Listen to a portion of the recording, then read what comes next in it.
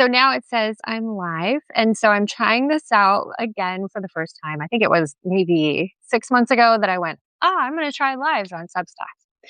My name is Sarah. I am a mom of two teenage boys. And I'm going to tell you about a conversation that I overheard, two conversations that I overheard, because what you'll find from my Substacks is a lot of observation, and it leads me to create systems that work for my family life, so and my work life.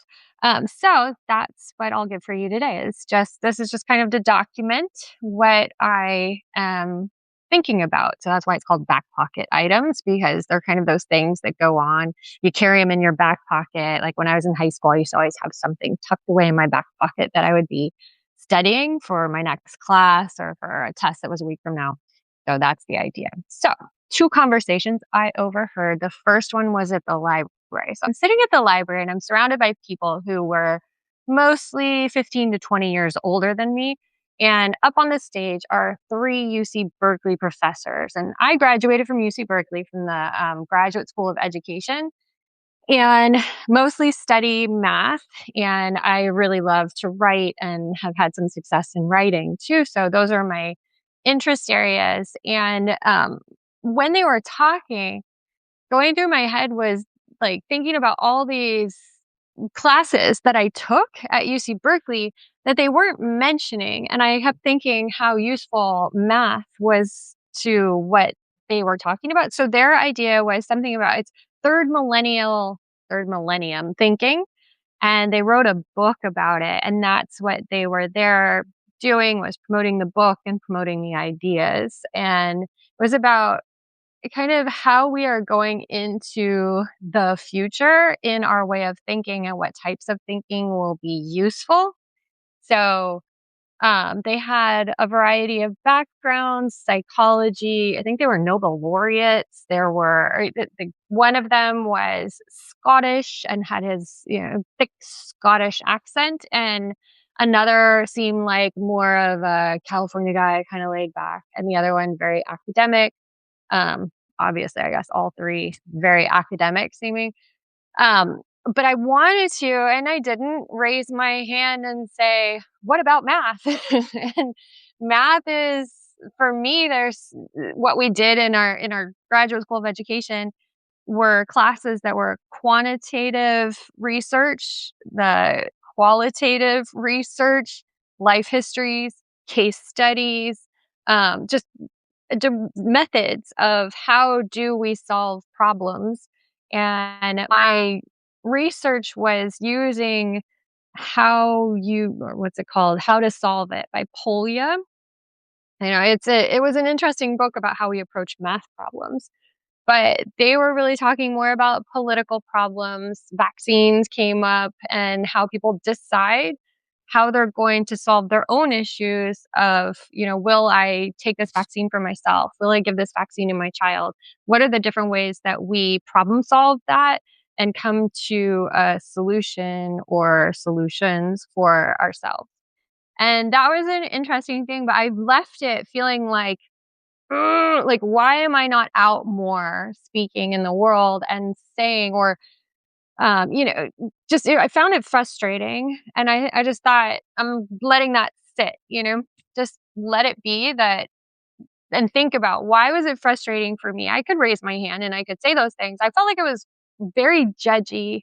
And so my feelings, not coming the other way, my judgment was going out there. And so because I was like, why don't they know about the Graduate School of Education? That's all they're doing over there is talking about how to solve problems. And here it's like as if the fields of psychology, sociology, physics, whatever, and maybe politics, I guess, are in isolation over here and haven't reached out to people who are really have been preoccupied with the idea of how do we learn? How do we decide? How do we go forward? Because deciding what goes into education and what doesn't is a huge part of the Graduate School of Education at UC Berkeley. So I'm like, they're right next door. Just go over there.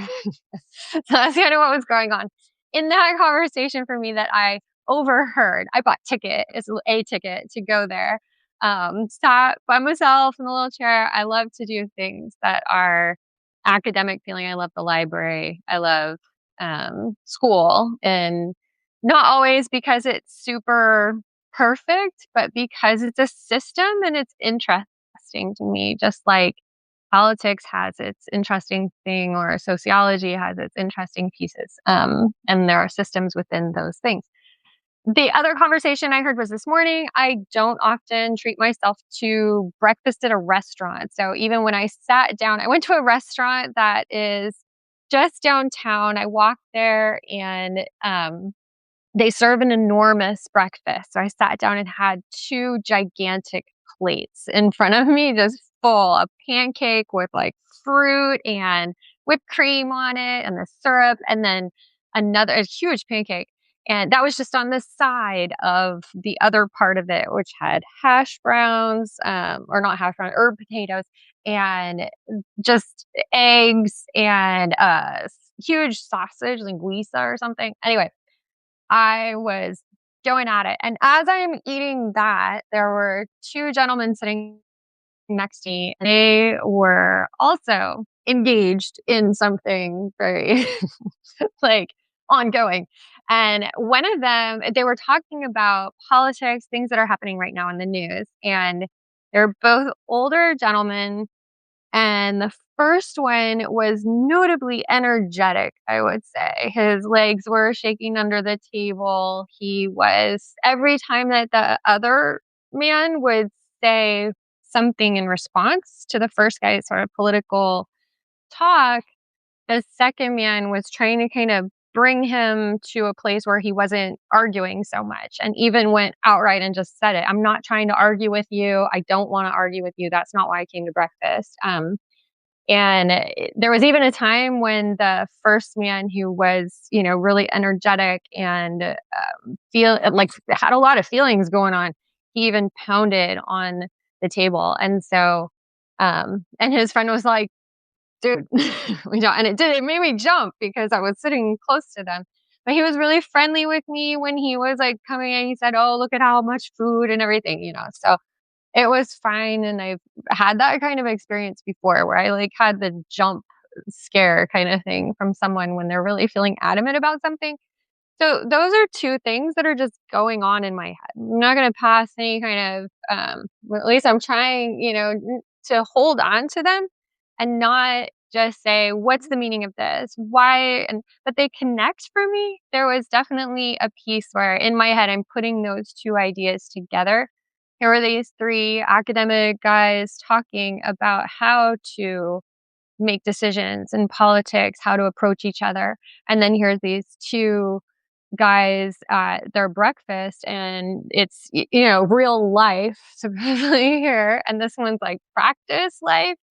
I do love thinking of like, what are the definitions of each of these places too? So anyway, that's my back of the pocket item for today. I'll come back with more, and that's what you can expect here is things that are to, let you think about something in your day to or remind you to think about something that you're just looking at and considering without necessarily having to make a judgment one way or the other, but just sitting in it, and just observing things and maybe making the connections that on their own make the give us some more clarity.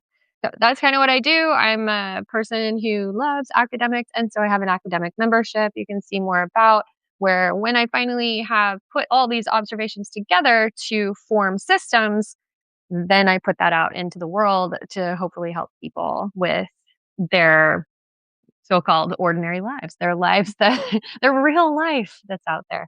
And I hope to do it in a fairly authentic way because that matters to me, that I am somebody who's mainly acting like I want to be in the world all the time, instead of having to put on some kind of glow. So hopefully you enjoy, and I'll see you at another one. Bye.